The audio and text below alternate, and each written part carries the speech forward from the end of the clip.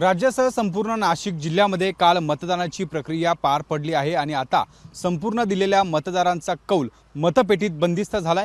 मी सध्या नाशिकच्या दादासाहेब गायकवाड या ठिकाणी असलेल्या सभागृहाच्या परिसरामध्ये आहे। मतदानाच्या ज्या पेट्या आहेत ते याच ठिकाणी ठेवण्यात आलेल्या आहे। नाशिक पश्चिम विधानसभा मतदारसंघाच्या ज्या मतदानाच्या पेट्या आहेत त्याच या स्ट्रॉंग रूम मध्ये ठेवण्यात आलेल्या आहे। या ठिकाणी सुरक्षेच्या दृष्टिकोनातून संपूर्ण यंत्रणा आपण जर बघितली तर ती आता स्ट्रॉंग असल्याची पाहायला मिळते। सीसीटीव्ही कॅमेऱ्यांसह 3 लेयर मध्ये ही सुरक्षा यंत्रणा राबवण्यात येते। सीआरपीएफ, एसपीजी कमांडो त्यासोबत नाशिक शहर पोलीस यांच्या माध्यमातून या संपूर्ण स्ट्रॉंग रूमची सुरक्षा आहे ती पाहायला मिळते।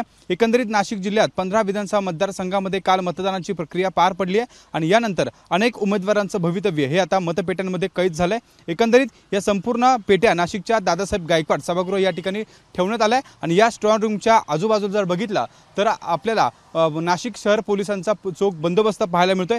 एकंदरीत येत्या 23 तारखेला मतदानाची प्रक्रिया पार पडणार आहे आणि तोपर्यंत या संपूर्ण मतपेट्या ज्या आहेत त्या मतपेट्या या ठिकाणी ठेवण्यात आलेल्या आहेत आणि या ठिकाणी 3 लेयर मध्ये संपूर्ण सुरक्षा यंत्रणा आपल्याला पाहायला मिळते। नाशिक शहर पोलिसांच्या माध्यमातून संपूर्ण स्ट्रॉंग रूमच्या आजूबाजूला जे आहे ते पोलीस जे आहे ते आपल्याला पाहायला मिळत आहे। एकंदरीत येत्या 23 तारखेला या निकालाच्या पेट्या उघडल्या जातील आणि जो निकाल जाहीर होईल तोपर्यंत या संपूर्ण पेट्या सुरक्षित राहाव्या यासाठी संपूर्ण प्रशासन हे अलर्ट मोडवर असल्याचं आपल्याला पाहायला मिळत आहे।